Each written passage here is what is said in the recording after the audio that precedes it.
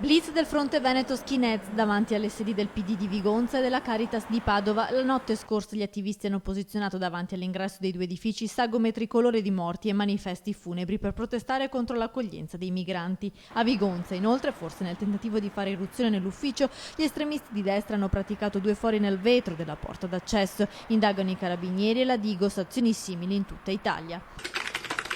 Cade nella buca dell'officina, sbatte violentemente il capo e finisce all'ospedale. Lotta tra la vita e la morte, un 67enne di Cittadella. L'incidente questa mattina. Il pensionato si è recato nell'officina a Fontaniva per verificare i lavori della sua auto. Per cause ancora in corso di accertamento da parte di carabinieri e Spisa, l'anziano però è precipitato nella fossa che serve per ispezionare i mezzi. Un volo di circa mezzo metro, l'uomo è stato trasportato d'urgenza in ospedale, la prognosi è riservata.